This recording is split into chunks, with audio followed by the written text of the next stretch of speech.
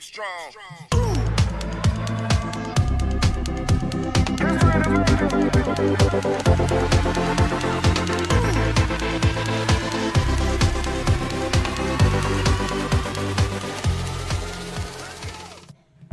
What's going on between the dots here? We're back for episode 15 of our second year. Today we got a great episode in store. We're going to be starting off with our Leafs and Sens talk. We'll be getting into some trade rumors for the Sens, as well as the Canucks rumors that are on the block. We'll be talking about the Owen Tippett extension and how Philly's been performing, the Oilers' hot win streak that they're on right now, and of course All-Star Weekend, which is happening this weekend. Joined, as always, by Mr. Rory Keith and Mr. Colin Kajowski, who's sporting an absolutely beautiful mustache this week. How you guys doing? It's Muzzy season, baby. Let's go. Oh, yeah. Looks great there. I mean, I got you mistaken at first with George Peros. And, Oh, yeah? It looks a little similar? Yeah, there he is. If I put him over your face, you look the exact same. Twins. Can't tell Nice. the difference. That is so similar. That is crazy. That's awesome. No. Oh, it's great. Yeah, so we got a great episode in store today. Rory, how are you doing? Oh, I'm doing great. Wings and Sens on right now, though. Yeah. So we'll have to keep tabs on that throughout the episode.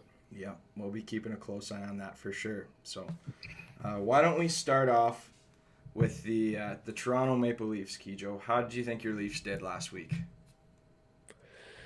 Well, considering where we were and just before the break, a home and home with the Jets, a little worried going into that, thinking like we got to at least get a split going into the All-Star Weekend. They ended up winning both games, which was huge.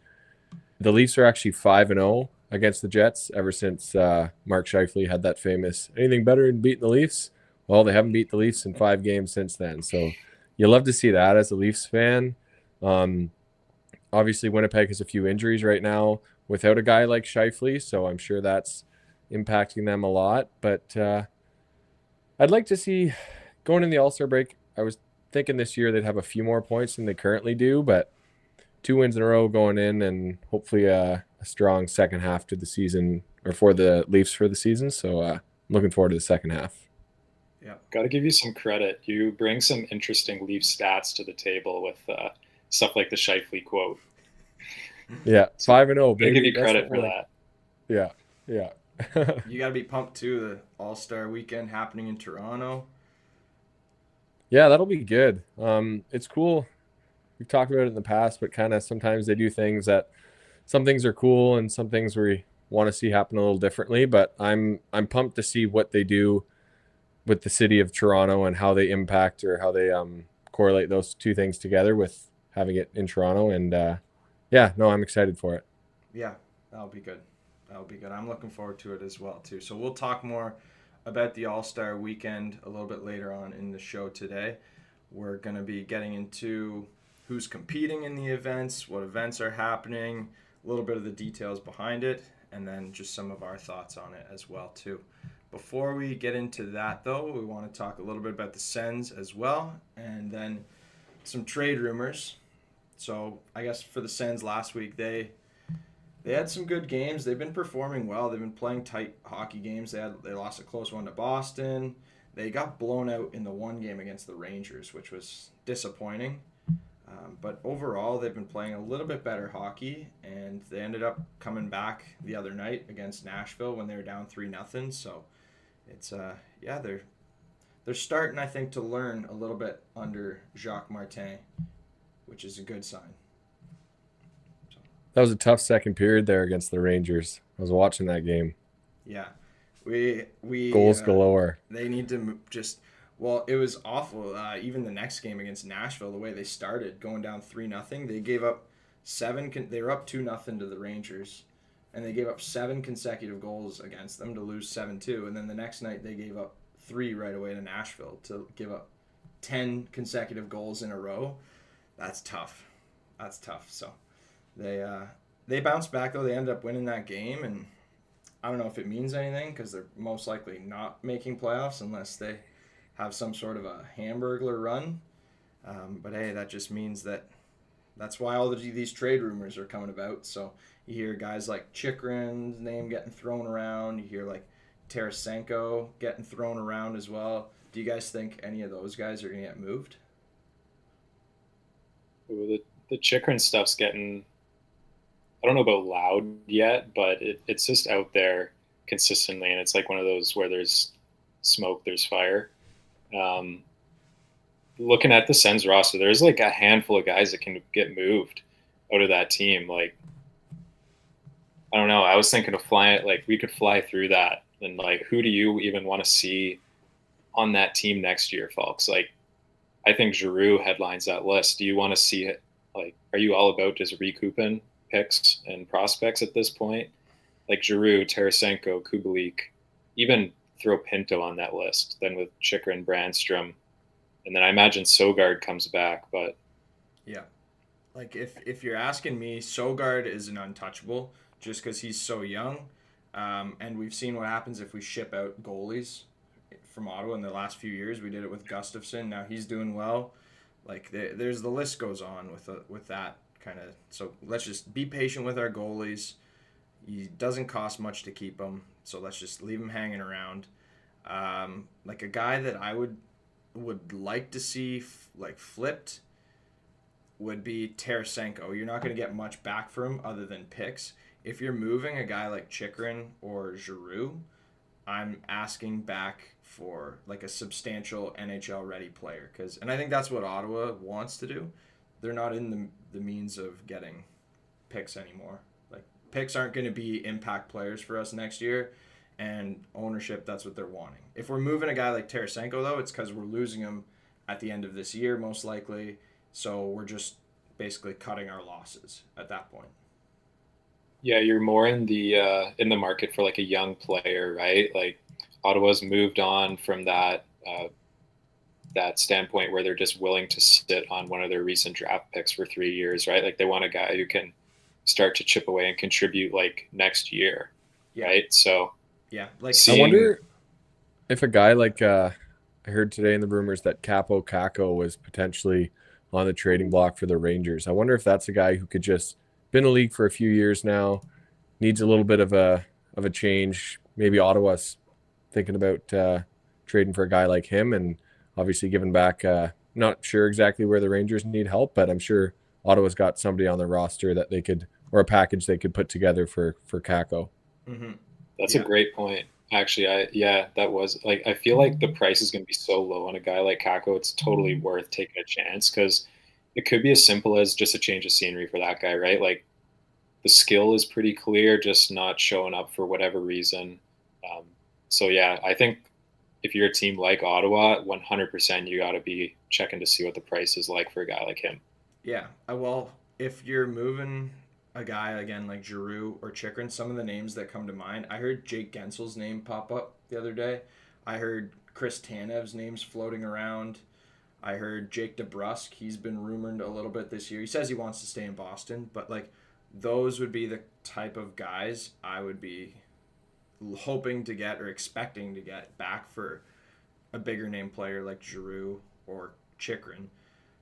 Pinto, I really don't think they'll move. They're kind of, I think they want to see what he's got first before we move him out. If we do, they want to see what he's made of.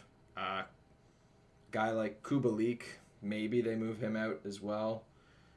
But again, you're not going to get much for Kubalik. So the main one is I Tarasenko. do think teams that are looking for maybe a third line player for the playoffs, like I think Kubalik would be a good fit there. Again, like he was good in Detroit, and maybe Ottawa's not working out for him. Like I think teams going into the playoffs could potentially be looking for a guy like Kubalik. Yeah. Depth scoring options. Yeah, for sure. So we'll see what they get back. Go ahead. So St. Louis was one of those teams rumored to be interested in Chikrin. And I remember last year there's a lot of talk about St. Louis moving Parayko. I don't know. That would be interesting. Yeah. Maybe him coming back the other way. Just all speculation, though. Yeah. So one thing we do want to mock up, though, we've heard some rumors regarding Vancouver and the Flames, and potentially Elias Lindholm heading to the Flames. So Elliot Friedman, not long ago, tweeted out that the Flames would actually be interested in parting ways and that talks are intensifying with the Vancouver Canucks. Yeah, that's super interesting. I like Elias Lindholm a lot, and at the start of the year, there was talks that okay, maybe they're resolving their differences. Same with Hannafin, and they're going to get some of these guys locked up. But the Flames just haven't been able to figure it out, and I think that they've just come to call a spade, and they got to get something for these really highly skilled players that they have on expiring deals. And it's interesting to see Vancouver starting to make a push and going for it, right? Like, no one expected them to be in the position that they are. So, I mean, give that team credit. They deserve to get a player like that in their roster to really make a push. What do you think the biggest reason that Vancouver's been better this year? I think just having an elite player in each position. Like Demko is the elite goalie, Quinn Hughes, elite defenseman. All right, awesome. Even franchise caliber. And then Pettersson up front. So you've got like the hardest pieces to cover. Yeah. And they have that. So it's just a matter of supporting around those players. Yeah. Who are you expecting back for potentially Lindholm if he does go to the Canucks, Kijo? I don't know. That's a tough one because when you're a team like the Canucks, it's tough to figure out like if the other team wants an NHL ready player, and I'm not sure that's what the Flames are looking for, but you almost don't want to mess with the roster too much. Thinking like the other day when I saw Corey Perry got into the Oilers lineup, I know it's a little bit different, but thinking like, oh, putting him in, like they're on a big win streak, like is that going to mess it up at all? I wonder if they were thinking about that. So I don't know. For the Canucks, just quickly back to why I think they're good this year too, and it's the same with like Brock Besser, JT Miller. Those guys are very good players, and they're performing at like a really good pace and what they should be. Like I think in the years past, they weren't up to exactly where they should have been, but now with the whole team firing and obviously the confidence is helping them as well. But I don't know exactly what a team like Calgary would want for Lindholm. I hope it happens and interested to see, but I don't know, probably a few picks or it all depends, like I said, if they're looking for an NHL ready player or prospects or both, who knows? I mean, they have no money, so they have to move someone out, someone like a Tyler Myers potentially going the other way. They have a really good prospect, Lekaramäki from Sweden, who they picked in the first round 2 years ago. Maybe he's going back the other way. They have their first round pick as well this year. So, but they're going to have to move money. A guy like Vasily Podkolzin, I think's his name. He's in, pretty sure he's playing the AHL right now. I think he goes up and down, but maybe a guy like him moving the other way too. Yeah, he could be a more minor level Kako style. Like, might just need a change of scenery. He was like a fifth or sixth overall pick 3 or 4 years ago. So, yeah, there could be definitely some interest there. Yeah, I can see it with move some money. with Myers, but like he's a guy that I don't know if I'd want to trade because he's just a massive guy who's terrifying on the blue line if you're another team, and like you trade a guy out like that, you never know if people are going to start taking advantage of your decor. I know it's still elite, and I don't think that would happen, but it's a guy that you want to think twice about moving. Yeah, for sure. Any of those D. I like their D a lot too. I don't know if I'd touch it, but they got a ton of guys on expiring contracts at the end of this year. Myers being one of them, Hronek being another, Zadora being another one, Ian Cole, all on expiring deals. That's just their defense. And then for forwards, they got Pettersson, the big one who's on an expiring deal. He's RFA at the end of the year. And then they've also got Teddy Bluger, Sam Lafferty, and Dakota Joshua as well too, all on expiring deals. I guess. Okay. Yeah, I like the statement about Myers. Connor Garland's a name that has been rumored to be on the way out of Vancouver as well. I'm not sure what the dollar amounts to there, but there's some savings there. And you know that they can expense the offense too, right? Like they wouldn't miss a guy like him too much with their top six, especially replacing with another forward, right? So yeah, Garland would be the one that I would suspect could move because he's got 3 years left at 4.95, and he has no trade clause attached to his deal. Mikheyev has a no trade clause, and so does Kuzmenko. So Connor Garland would be the guy that you could move for money. So maybe like you trade Connor Garland and a first round pick, or you trade Garland, a first, and a prospect. So you give him the NHL ready player, you give him the first round pick, and you give him a prospect. That could be a mock there for you. The thing that I really like from Vancouver's standpoint is that they're trying to make their moves early. They got Zadorov a few months ago, and say this trade does go through within the next 2 weeks, they're getting an extra month out of a guy like Lindholm as opposed to trading for him right at the deadline, and it goes back to like what Kijo said about the player meshing with the team and not wanting to disrupt the culture too much. There you go. Like, he's got an extra month to try and be a part of that and figure things out if it does disrupt anything before playoffs. Yeah. I think it's huge when teams do that. Like, I'm all for the deadline day and watching all that stuff go down, but if you're a team like that wants to be competitive and you want to show your guys on your team that, yeah, okay, we're good, and if I'm in management, I'm going to show you guys that I know we're good, and I'm going to push all the chips in early so we can make a run for this, because it's tough for those teams too. It comes to trade deadline day and you're like, all the guys in the locker room are probably talking like, well, we haven't gotten anything yet, like hopefully by tonight we get something. And it's just, I'm all for making the moves early. Mm-hmm. Yeah. So trade deadline is Friday, March 8th, which I know it's All-Star Weekend this weekend, but that is only 5 weeks away, if you can believe that. So like teams are definitely already starting to think about it, like who are we gonna pick up at the deadline? Certainly, are we gonna be buyers or sellers? So it's things will heat up. The rumors will pick up as well, and yeah, it's one that was reported today was Lindholm potentially to the Canucks. So we'll keep an eye on that. Yeah. So in other news too around the NHL this past week, Owen Tippett signed 8 years for $6.2 million AAV. What did you guys think about that signing? I think it's a good dollar. I think that Torts loves Owen Tippett too. I think that he's exactly the type of skilled player, I guess, that Torts likes to have, because he's still willing to get into the corners, getting rough, getting dirty, throwing his weight around, and he's got like a great shot. And he was definitely struggling in Florida, but ever since he got moved to Philly and Torts took over there, he's definitely found his game. So I think he deserves it. I don't really know, like, what do you guys think with the dollar value? Do you think that's too much for him?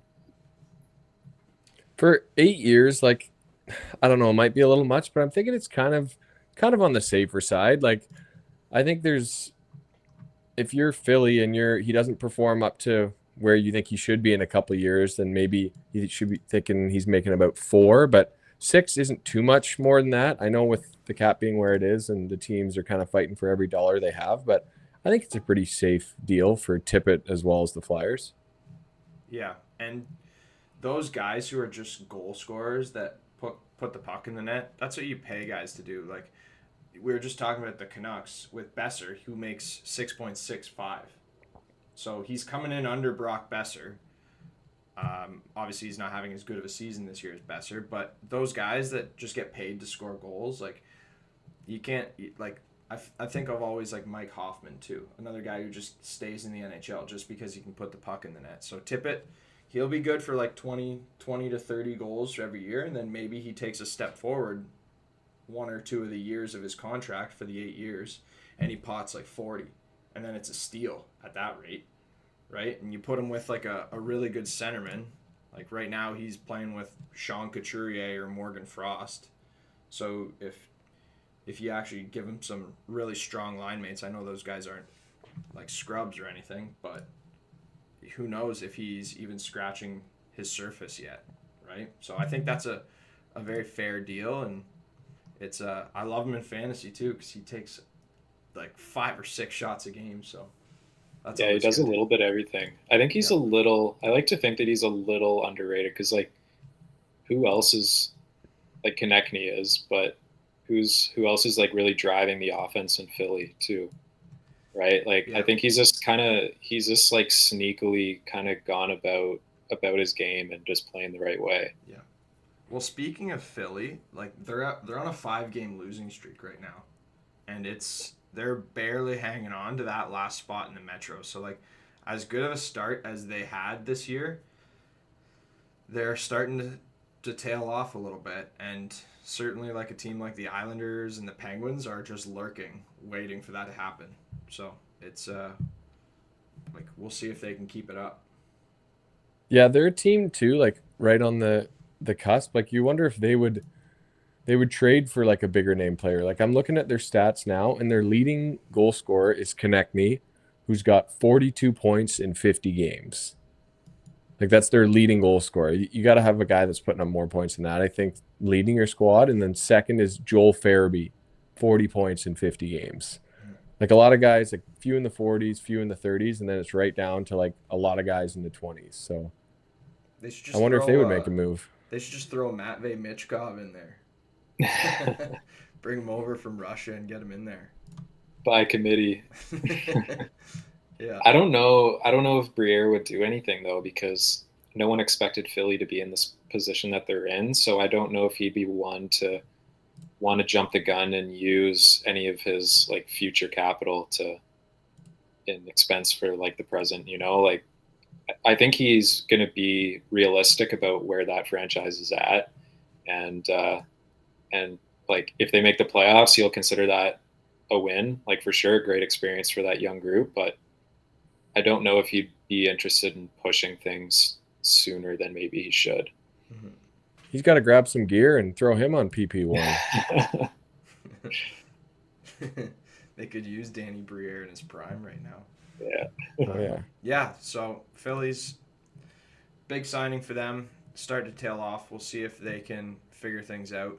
They have a rookie goalie in net too right now, with being Ayerson, with Carter Hart not being in the lineup, right, on his leave of absence. So it's Ayerson, and we'll see. We'll see what happens with them. But one team who's been really hot on the other spectrum, the other end of the spectrum, is the Oilers, who's going to be heading back home on a 15-game win streak. 16, I think. 16 Yeah, now. up to 16 now. One behind the record of Wow. the Pens from the 92 season, 93 season. So, yeah, so they have Vegas next after the All-Star break to tie the record. Oh. And then they play Anaheim to actually make the record. They're dropping the game against Anaheim for sure. They're going to win the one against Vegas, and then they'll lose the easy one. What a devastating McDavid and OT against Vegas to get the streak to 17, and then they just don't show up for Anaheim. Yeah, lay a complete egg. Zegras doubles his goal output from the year from 4 to 8 in one game. What a terrible time to have to pause a 16-game heater, though. You have to go on pause for like 10 days, and you're just thinking about it. That's actually so impressive, though. 16 games in a row. That's a lot of hockey against some good team. It doesn't matter. Every team, you can lose on any given night. That's a lot. Haven't lost in 2024. Yeah, wow. And especially considering what they were doing at the start of the year. I know they fired their coach and they got a new coach, but like to think it would do that much, like I would love to know when exactly. I don't know the exact date they fired their coach, but the new coach's record has to be unbelievable. Like he can't have more than a couple losses. Yeah, I'm with you there. I want to look at that record, because I remember even talks in the office. It was like a month into the season, and Vegas was undefeated, right? Vegas went like had a streak of their own. It was like 13 games, and it was like, yeah, Edmonton has to go play like 700 hockey to even have hopes of catching Vegas. And now they're 5 points back with 5 games in hand. Yeah. And it's like, it's looking like they're going to pass Vegas, and we're just turning into February here. That's wild. Yeah. And the games in hand is big too. They got like 4 games in hand on Vancouver as well, who's in first in their division. Vegas is second, and the Oilers are third. So they really turned things around. So give them credit. Yeah. It's crazy. It's crazy to think the NHL even does scheduling like that. Like, how can you have a team that's played 5 more games than another one? Mm-hmm. Like, Well, the you'd think it would Sens are in be. the same boat too. Sens are Similar, up no? to, they're 46, so they've played one more game than the Oilers. But yeah, exactly. Like there's some teams that are at, well, most teams are at like 49, 50 right now. So at least a few games in hand for sure. Yeah, Vegas is coming into this game against the Oilers 6-3-1 in their last 10. So a pretty decent record coming into it. So that'll be good. Yeah, we'll want to tune into that probably. Yeah. You know what the cool thing is just being Ontario guys, the fact that you got Vancouver and Edmonton atop the standings, you got Winnipeg atop the Pacific as well, and then you got or the Central, I guess, and then you got Toronto in the Atlantic as well. Like, it's cool to see the Canadian teams actually doing really well. Mm-hmm. Here's an on-the-spot question for you both. We'll start with Kijo. Who do you think is Canada's best hope this year to win a cup? Oh boy, that's a tough question for me. Well, the easy answer is always the Leafs, but honestly, I love Vancouver. It's crazy to think how much they've turned it around, and I'm not gonna go back to everything we were saying before, but like from the goalie on out, you have a stellar goalie, you got those top goal scorers and big defensemen. Like, if I'm any team matching up against Vancouver, I'm going to be scared for that matchup. And then it's tough though, because another easy answer is McDavid. How can you bet against the Oilers when you got a guy like McDavid? And I know Skinner's been good, but I think Vancouver has the edge just because of the goaltending in Edmonton. I know he's been good of late, and you need a hot goalie going into the playoffs. And I know we still have a lot of time until then, but if you get a couple bad games out of a guy like Skinner, that might affect him more than it would Demko. So if Demko has a couple shaky ones, I'd bet in games, let's say they lose the first 2, game 3, he comes out, has a good performance, where I think that's a little less likely to happen with a guy like Stuart Skinner. Mm-hmm. Roy? Yeah, that's a great take. Let's see, if you got Lindholm as that second centerman all of a sudden in Vancouver too. Yeah, I was counting him in there for that, for sure. Yeah, you were. Yeah. I'll go McDavid. I'll say the Oilers. I'll be the one to take the Oilers but again, Vancouver and defense wins championships. We all know that. So if you can have Demko playing like bubble caliber hockey from when he was in that year, like, he's going to be lights out in the playoffs, and Vancouver's going to have a real good chance as well to go far. But for the Oilers, like, again, if I'm looking at the body of work that they've put forth from the last like few weeks, and from obviously the streak that they're on now, like, they're the best team in the league. Yeah, they're third in their division, but right now they're the best team in the league. Nobody can beat them. And you don't want to peak at the wrong time in the season. So we'll see who's hot going into playoffs and how teams are vibing kind of going in. But for me, it's like, yeah, McDavid's due for one eventually, right? You got to think, maybe. You'd hope. So are Matthews and Marner, baby. I had you taking the Leafs. Yeah. That's why we're holding out hope for him as well. We should loop back on this one after trade deadline and see what these teams do. See how much they try and make a push. Yeah, for sure. For sure we will. So this weekend coming up, obviously, All-Star Weekend. It's going to be held in Toronto, as we've discussed, as you probably all know. And something unique about this event this year is they're going back to the draft style, where they pick their own teams. All right, so who do you guys think would be picked first at this draft? Who would you be taking? So who do they know who has the first overall pick, first of all, or like first? I don't know how that's being decided. So the captains were who? It was Matthews, McDavid, Jack/Quinn Hughes, and McKinnon. And then they all have assistants as well. Okay. Guys on their team.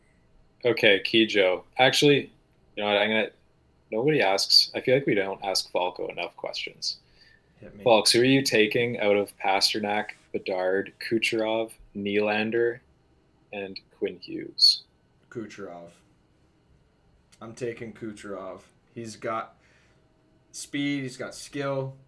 He's having an incredible season. Like, incredible season. And I'm taking Kucherov with my first overall pick. And it's interesting because, like, I see some people always commenting on posts, and they're like, Matthews, 40 goals. I'm putting him ahead of. Come on, don't ahead of downplay Kucherov. Matthews' 40 goals before There's halfway. no way Come I'm on. putting Matthews ahead of here we go. Kucherov on the depth chart. Kucherov has won cups. He's won playoff series. He's gotten it done So in is the regular Matthews. season. Yeah, playoff series. That's okay. It's okay. So One step at a time. I'm taking Kucherov.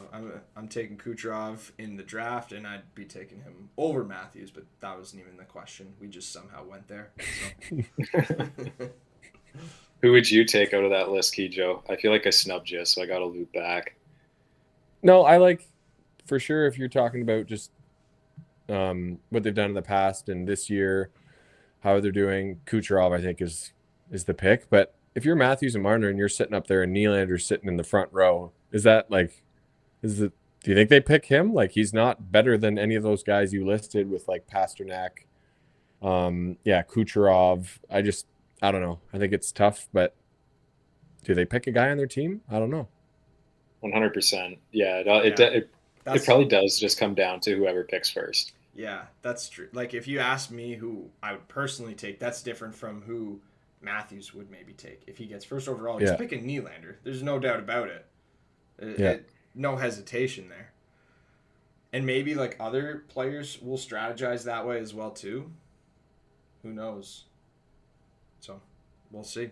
Yeah, I don't know if Matthews wants to pick the guy he's played in the playoffs the last couple of years. I don't think that would be good. Yeah, exactly, yeah. Who would be picked last? So, some names out there. Matt Barzal, Frank Vetrano, Boone Jenner, just to name a few. Who do you guys think? I think it was shocking that Tom Wilson was the rep for Washington. I don't know. If you're just thinking about skills competition stuff, like I don't know. Do they have a hitting challenge what about, at like, the skills competition this year? You'd be great in that. Guys just squaring up at center ice, do a fighting challenge. That'd be great. It's like that Doug Glatt or whatever, that movie where they just people buy tickets to go to the arena and it's just players squaring off in the middle of the ice. Yeah. So I was surprised at that as well too. Like, that just shows you how much Ovi's struggled this year. I think more than anything. If Tom Wilson's getting chose for an All-Star game over Ovi, like, Crosby's still getting it done. He's going to the All-Star game, and it's like, it's just crazy to think that Ovi's tailed off as much as he has this year. But you got to feel for him, man. It looked like he was 100% needs a couple good seasons, and he's there. And, like, after this season, I don't know, not looking great. Yeah, like, he just needed, like, 2 more 30-goal seasons, and then his third year or fourth year, he'd be looking like he wouldn't need much more. But now it's like, if he only gets like 20 this year, at that rate, he's gonna have to play for like five more years. I don't know. Like, we'll see if he stays healthy as he gets older too. Like, that's not a given. So, like, maybe he regains a step if he just takes a little bit of time off and trains a little bit. Who knows? And nothing against those players. If they're picked last, it's like, okay, you're voted the worst All-Star. So exactly. Still happy to be here. And the last time they had the last overall pick, they were given cars. So I'm sure there'll be some sort of incentive for those guys. The Toyota Camry Award. Yeah. The one All-Star game where Ovi was wanting to get picked last. He's holding up the sign, don't pick me. I want the car, or I need the car. Yeah. So we'll see who goes last. But yeah, the skills competition is going to be great to watch as well. There's $1 million prize this year, so I'm thinking that's going to make the guys be going real hard. 3 rounds, 6 events. There's a shootout, and basically a combination of all of them is how it's going to work. Like, the guys participating will be participating in multiple events kind of thing, and The who is competing? We have Pasternak, we have Nate McKinnon, Jack Hughes, Nikita Kucherov, Matthews, Willie Nylander, Quinn Hughes, JT Miller, and Elias Pettersson. So, any Do you guys favorites out remember? of those guys? Go ahead, Kijo. I just wanted to quickly, Yeah. when Ovechkin was picked last, was Kessel the other guy that was still there when there was 2 guys left?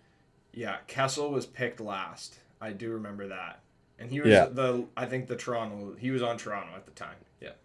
So this is kind of turn this around a little bit, and I'm not going to take this from Andrew, one of my buddies that said this today, but hot take, Leafs sign Kessel to in a few weeks or whatever for the playoffs. Stanley Cup champion back in Toronto. Let's go. That could be good. I mean, he's probably just sitting by the phone waiting for a team to call him at this point. Man, I think that would be legendary if the Leafs got it. Who cares if he doesn't even play every game? Just do it. That would be so cool to see him in a Buds uniform again. He'd be better than Ryan Reeves, I'll tell you that. The nostalgia. Hey, scored a couple games ago. Come on. At least he's first good game back, now. That's good. Good for him. No, so out of who's competing, Rory, who do you have as a potential winner of the skills competition this year? Ooh.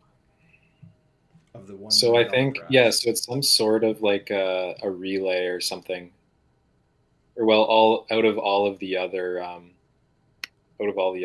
competitions that they do individually to start. Mm-hmm. I'm trying to think of like who is the most just well-rounded. Like, yeah. I almost want to go with like Quinn Hughes. Like, I feel like his hands are really good. He's got good accuracy. Mm-hmm. He's got good edge work. And his playmaking is obviously really good. Like, he's feeding those guys up ice. The only thing that I think he'd be lacking in would be hardest shot. Yeah. But I think that he's just really well-rounded. McDavid as well is in that list of guys who are playing in the All-Star Skills competition. So he could possibly win as well. I think Kucherov's another good pick for that too. Just is well-rounded at any skill in the game. He's got a rocket of a shot. Like, yeah, I like Kucherov there too. I left out Makar as well. One more guy that's also playing in it, and I think Makar maybe could be a sneaky pick as well because like he's a super fast skater. Same with Nate McKinnon. It's we'll see. It's actually going to be really exciting to watch this year. Like I haven't tuned into the All-Star festivities the last few years, but this different layout and there's the added incentive and just the different layers to the skills competition. I think it's actually going to be pretty cool, and I think that the players are going to try. And I think it's going to be fun to watch. Yeah. So I'm just happy they're not going to be shooting at surfboards this year in board shorts. Yeah. That was hard to watch last year. So or like a part cut 3. that part out. Yeah. Oh gosh, that was a good idea, but just like I don't think it went well, or I don't know who drew that up in the planning room, but no, didn't work. So, yeah. Do we have any quick question for both of you? Teams that have struggled so far that you think are going to have a big second half and put themselves either, if they're currently in a playoff spot, but you don't think they've performed to where they should be, and they're going to go right up to maybe win a division, or a team that's out of the playoffs that will make it in. Who's the team? We'll start with you, Roy. Falks, you can't say the Sens. He's already drawn up his reasonings for why the Sens are making a comeback. I wanna say Minnesota. I mean, I think that they should do better than how they performed so far. But in the Central, like the 1, 2, 3, there's such a big gap between 3 and 4 that their playoff chances are pretty much toast. I'll go with the Devils, assuming that Jack Hughes stays healthy. I think he's good to come back after this break. So assuming that they're good to go, I think that they'll turn it around. I'll just hope they had a sluggish start because they're too good to be that low there. Yep. I don't care what you say. I'm saying the Sens. Get out of here! Get out of here! Come on. And that's all the time we have for today. They only have we're wrapping this one up. They only have up to go because they're at the bottom of the East. So at this point, it's. I mean, they, like I said near the beginning of the episode, they've been turning it around a little bit lately. They got a winning record in their last 10 games, and it's no way should they be as low as they are. So no, they're right where they belong. It's like I think that, and that's just typical Ottawa Senators, right? They struggle in November, and then they play like above 500 hockey the rest of the year, and then they play well enough to pull themselves out of the basement. So they finish, like 10 points out of a playoff spot at the end of the year. But then they're not in a position to get a high draft pick. So that's just typical Ottawa Senators struggle in November, and then the season's kind of over at that point, and then they pick it up. And I think so. That's my team that's going to be turning it around since. I like it. Like, honest answer. That's who I'm thinking. Like, if I picked a team that's not the Sens, I'd be thinking, like, I like what Nashville has got going on there, and I think they could get themselves into a playoff spot. I don't know how successful they would be in the playoffs just because of the amount of really good teams in the West, like Colorado, Dallas, Winnipeg, Vancouver, Vegas, Edmonton. Like, even LA is a great team. But I think they're right on the fringe of possibly making it, and for sure they are. And I think they could get that done. So, how about you, Kijo? Who are you looking at? For me, it's the Penguins. Sid finding a way to pull the squad into the playoffs. I know they're probably the oldest team in the league, but never count out Sid and Malkin there, obviously Carlson.